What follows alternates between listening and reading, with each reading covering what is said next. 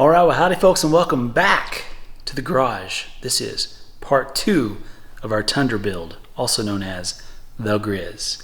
Now if you missed last week's episode, we kicked off this build with a Bush Company canopy, MSA 4x4 drawer slides, Expel stealth paint protection film installed by our friends down at DC Customs in Bountiful, Utah, Method bronze wheels with Toyo mud terrains, Fox Performance Elite shocks, JBA upper control arms, and some temporary lift blocks in the rear while we wait on our custom rear springs to be built. I'm not sure if you caught the Easter egg at the end of the last episode, but things are going to get a little crazy with stage 2.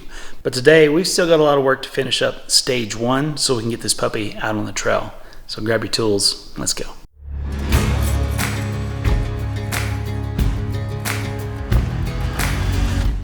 Today, we're doing something we have never done on any of our builds, installing a cosmetic upgrade.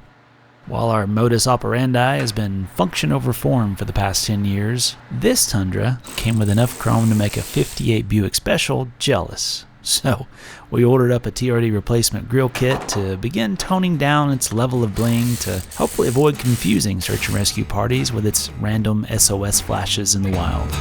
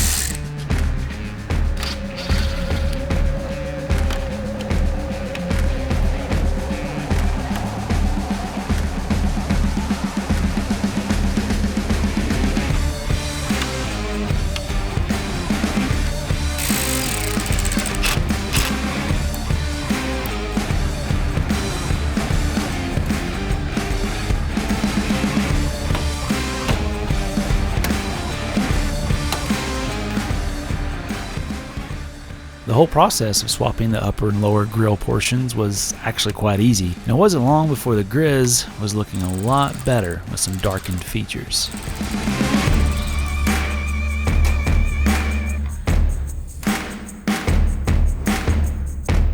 Back behind me here, got some work going on with the trailer, so just wanted to dive into the bearings, check on things before this next chapter of adventure, and after like 35,000 miles, maybe even close to 40, bearings were still pristine. So that was a really good sign, but I do have some brand new Koyos that are going to go onto that.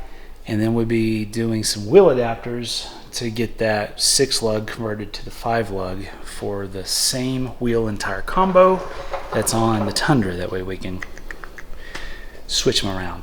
Today, I'm working on some more stuff on the truck because I'm waiting on parts to show up for that. Anyhow, working on a charge line. So this trailer has the Red Arc Red Vision with the BMS battery management system on it. So it needs a 12 volt circuit from the factory side here on the Tundra. So I've got some number 4 welding cable, I've got some split loom, I've got an Anderson plug. So we're going to route that here from the front all the way to the back. Should go fairly quickly. I'm not expecting too many issues. But the cool part about this is using Get Lost Co's battery terminal replacement. It's pretty slick. So let's dive in. I'll show you what I'm talking about. Now, if you're wondering where these custom terminals came from, these were designed and developed by my friend Caleb Austin of Get Lost Overland, who's been no stranger to this channel over the years. As with most product development, necessity is the mother of invention. And so back in 2019, Caleb was in the middle of building out their 4Runner and needed a battery terminal block that could handle high-capacity loads, allow enough space for immediate fusing of circuits, and help avoid the clutter that happens all too easily on the battery terminals as a build progresses. It also needed to accept the funky Toyota terminal without forcing someone to cut up the factory wiring harness when they connected it to the blocks that were currently on the market. And so Caleb reached out to a friend with a machine shop outside of San Antonio and began testing his idea with a few prototypes. As a matter of fact, one of these prototypes has been on our 4Runner for years and is still looking fantastic. These production units are made of 6060 T6 billet aluminum with stainless hardware and have an anodized finish with machine termination surfaces to ensure a good contact pad. Throw in a little dielectric grease on these connections, and you'll never have to worry about corrosion, even here in Utah, where the winter roads can get nasty. You can find these and other trusted gear in our Overland Provisions store at overland.pro. With the terminals ready for service, it was time to route the heavy welding cable to the rear bumper, but not before giving it some protection for the long haul with some split loom. It is a bit of a pain to install, but you can use a wrench like this to help it slip into place.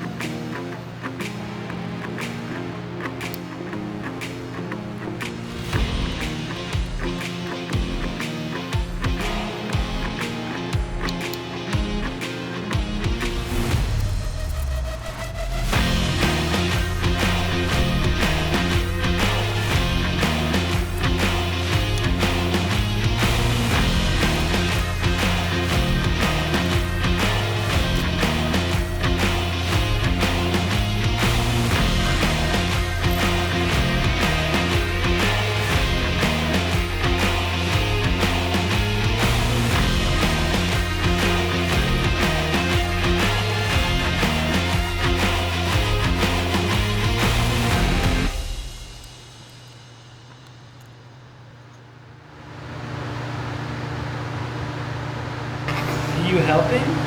Where's your gloves? Where's your gloves? Have your gloves. You want to see yourself? There she is. You're silly. All right, well, I think that's going to wrap up that install.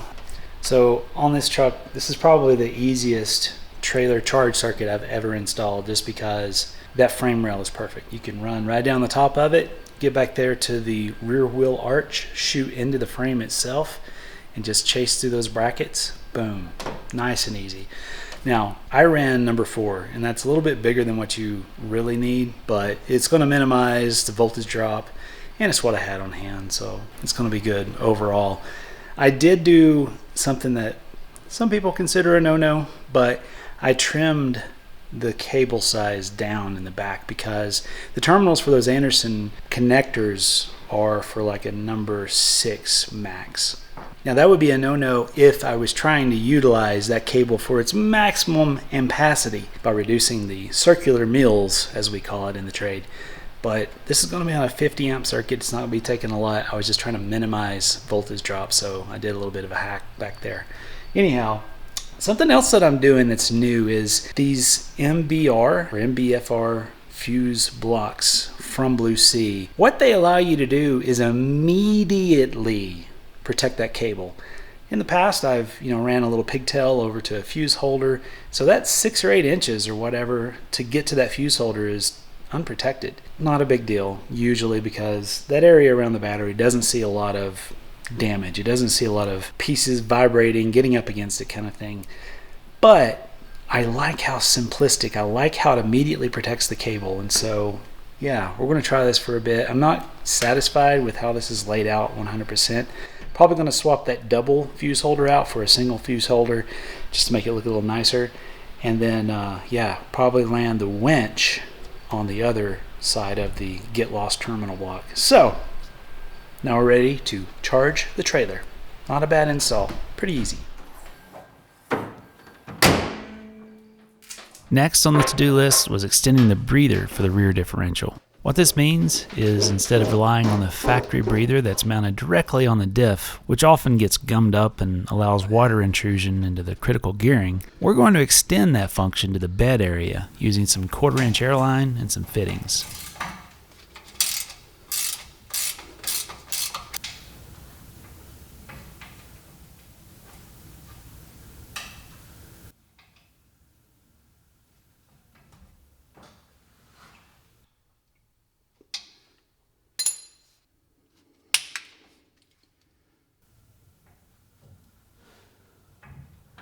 Now, if you're wondering why this is still loose, it's because we lifted this 3 inches and I wanted to give as much space on these ABS wires as possible. I've ordered some extensions to allow this bracket to mount higher to give us more flex. And this bracket here, which I'm also going to kind of bend down just to give it a little more flexibility. And we're just going to chase this guy up as our path. I think that ought to do it. Since my bed already had a drain for that old bed cover, I used it as a convenient raceway to route the line and some quality zip ties to keep it and the new breather fitting out of the way.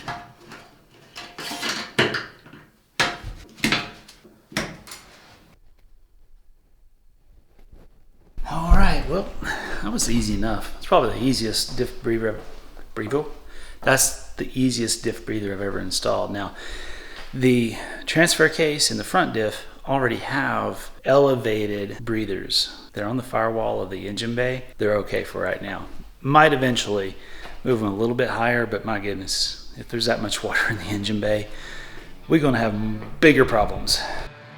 After that, the mail lady showed up with some more ammunition in my war against chrome, so I quickly slapped some door handle covers on to continue the good fight.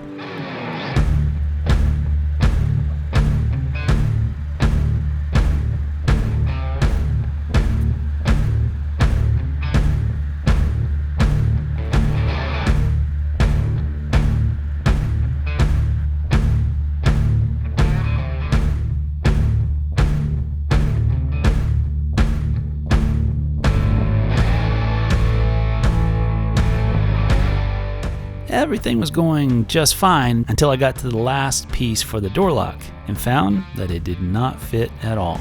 Again, getting in a hurry caused me to miss the test fit step, and I ended up having to take a razor blade to the remaining piece to force it to fit, but not before the war on chrome claimed its first casualty with a sliced finger. Thankfully, these were just some cheap covers from eBay, so I wasn't out much, but I'll probably keep an eye out for some genuine Toyota door handles in the future to do this job properly.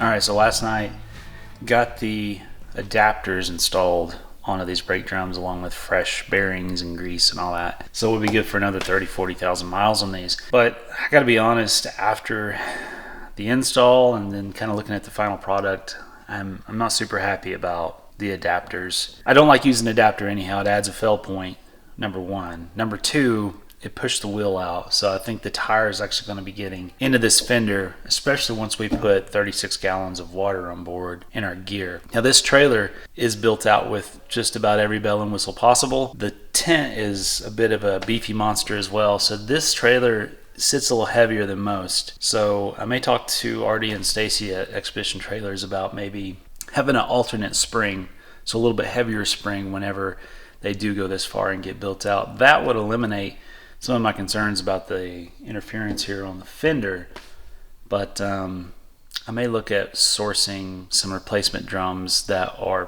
properly set up for 5 lugs on 150 millimeter.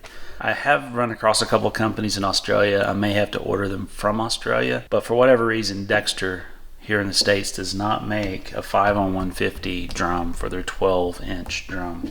So this will get us on our first trip or two, but I'm just really concerned about the tire getting into it. All right, on the agenda today, skid plates. So huge thank you to RCI for coming on board as one of our primary build partners. So we've got front skid, transfer case transmission skid, A-arm skids, and a rear diff skid, something that we've never run before, the A-arm or the diff skid. So curious to see if that makes a big difference. Now, that will leave us with only one critical part exposed for this first trip, and that's the fuel tank. It's a 38-gallon fuel tank, and they didn't have any on the shelf. I talked to RCI, and they're trying to pump it out just as quick as possible. So hopefully, fingers crossed, gets here sooner than later. But I think we'll be okay for this first trip. We'll keep it pretty tame. All right, let's get busy. One downside of the 1794 edition Tundra is that you don't get much in the way of factory protection on the underbelly, which is totally okay if you plan to immediately upgrade before hitting the trails anyhow. Today, we're starting with something we've never used before, a rear differential skid. With a heavier rig this time around and having seen what multiple strikes can do to our other builds, we opted to give this a try for just a little more peace of mind for those inadvertent rock strikes.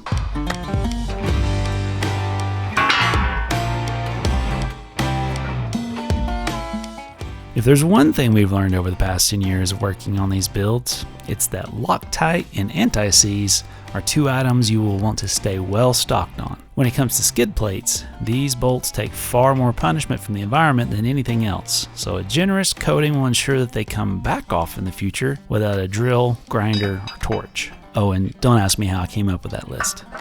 I like to use anti-seize on hardware with lock washers and then Loctite medium strength on hardware without, even if they're nylock nuts. This is going to protect those threads in the long term and avoid any unexpected disassembly on the trail from vibrations.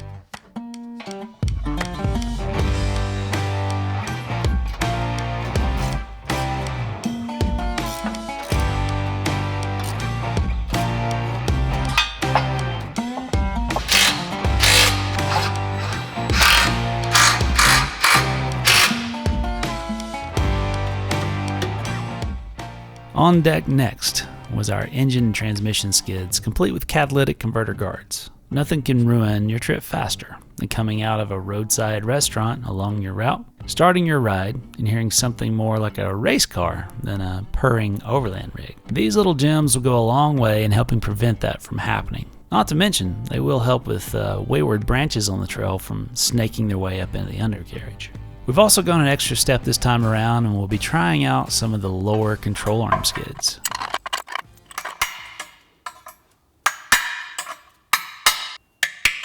You're kind of in my way. You're kind of in my way. Watch your toes.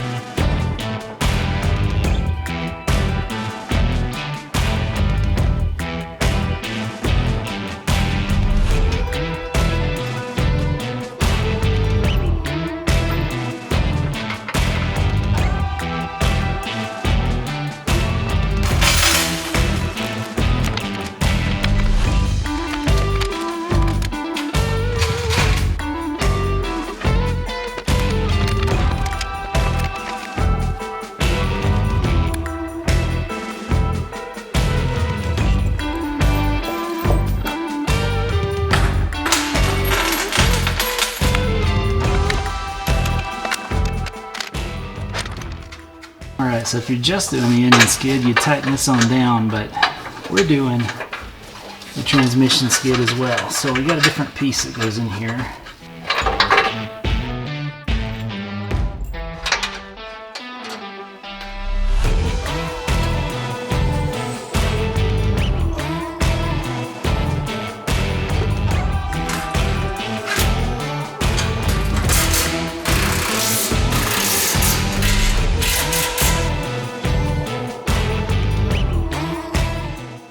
Even with all the extra wings on this skid, I was really impressed with how everything lined up perfectly with the factory bolt holes and cross members.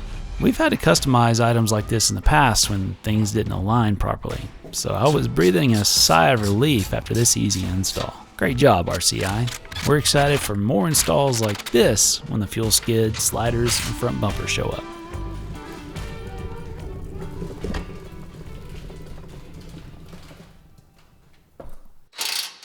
This build has a lot of firsts for us. Well, here's another. Installing shock boots to help protect the new Fox Performance Elites. Every single rig we've built has at some point needed rear shocks rebuilt due to premature destruction from shaft damage. In fact, our recent rebuild of our GX rear shocks required entirely new shafts from Icon. Now, to answer your question, I've used rock deflectors in the past, but they ended up being more trouble than help because they got bent into the travel path of the shock itself. So sometimes the best solution is the simplest solution. Now, the most popular unintended consequence of going this route will be if the boot fills with water and debris and causes it to rust. So I'm putting a weep hole here at the lowest point to help everything drain. I'll also keep a close eye on these for the first few months and report back how they do.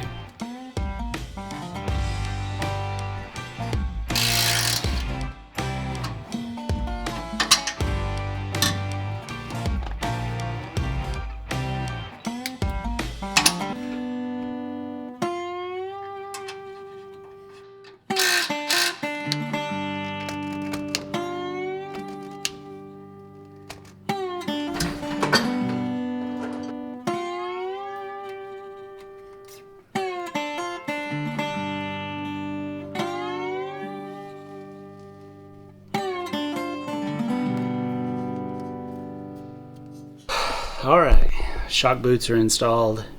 Just wanted something to protect that shaft. I've seen too many shocks just get peppered and then it roughens up the shaft and that goes up into the shock, and the seals that are supposed to keep the good stuff away from the bad stuff get sandpapered.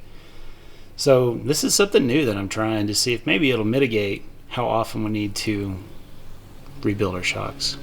See what happens. I'll let you know. I did add a drain hole at the bottom. And I wasn't a fan of all the holes up at the top.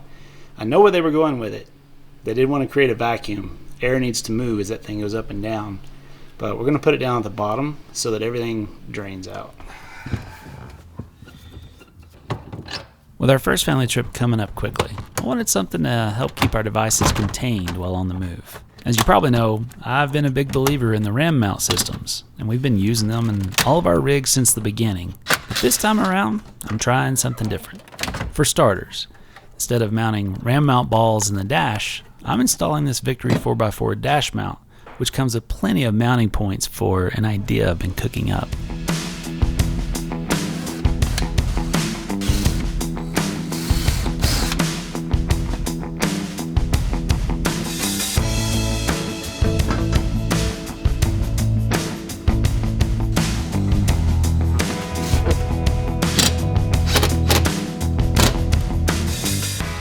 Finding a secure spot for our camera has always been a struggle, and I've honestly had my fair share of lenses scratched and microphone ports broken from the inevitable wandering in the floorboard.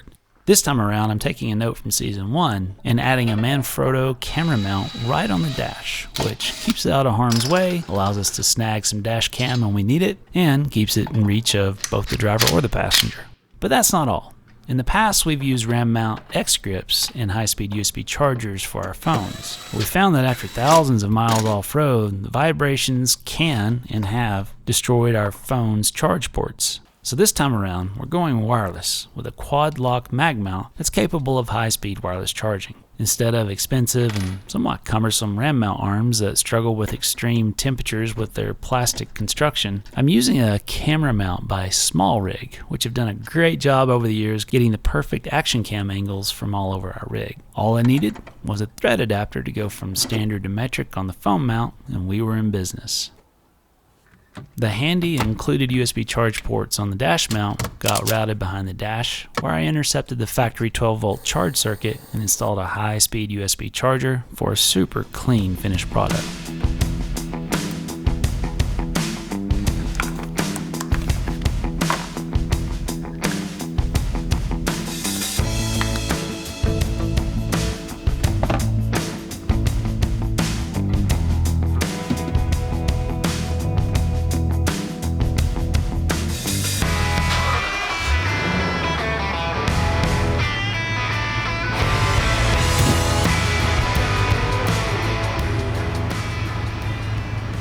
Oh, and spoiler alert, the dash mount didn't like the rougher trails and set the whole assembly bouncing. So if you want to dampen that action, I suggest installing some edge guard trim like this to brace it against the dash. It's so much better now.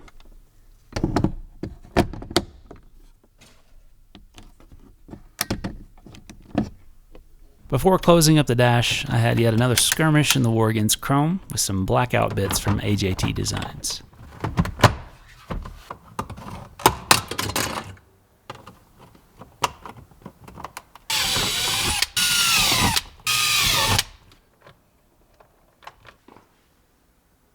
I don't think some of these were intended for the leather trim 1794 edition, but I made it work after some finesse and a hot iron for separating the plastic rivets.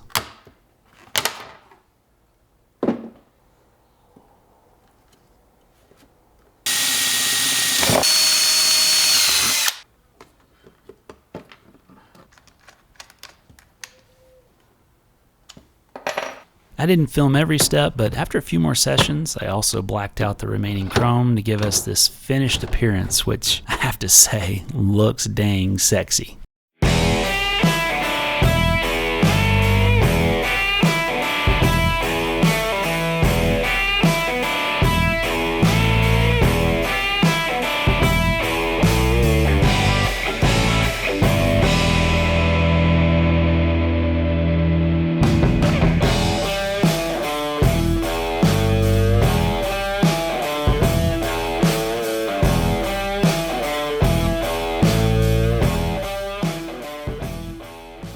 You're gonna make me put my butt to the camera? Views, babe. With all the important steps complete, along with a few beautification accessories, we were almost ready to hit the trail. The last item for now was to install the MSA drawers so we could carry enough tools to ensure any failures during our shakedown could be properly addressed. One of the most important tools needed a spot to travel with us, so I ordered them out from Pro Eagle to keep the chunky 3-ton jack tamed while we bounced off into the wilderness. For now, I've just screwed this to the deck of the drawer system, but eventually we'll finalize this area when our carpeted wings arrive and complete the deck.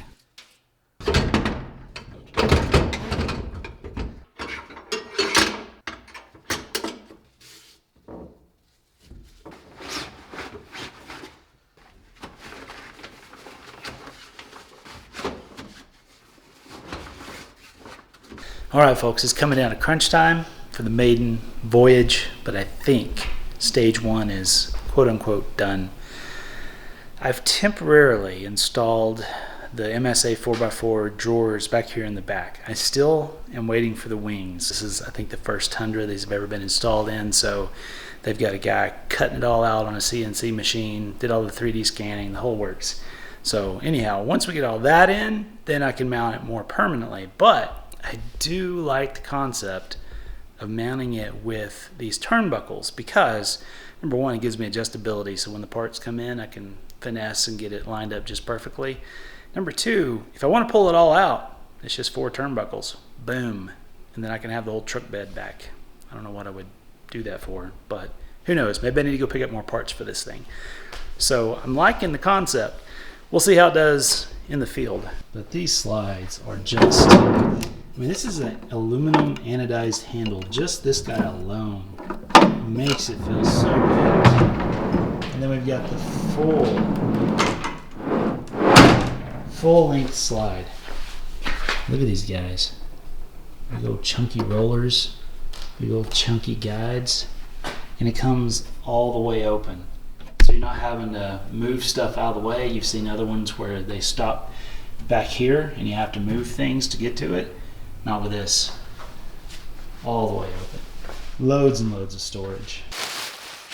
With only a few hours left before we needed to hit the road, there was one more modification that needed to be addressed, and that was protecting the gorgeous 1794 leather seats from a preteen with magic markers, a toddler with snacks, and a puppy who was still working on getting his sea legs for the rougher trails.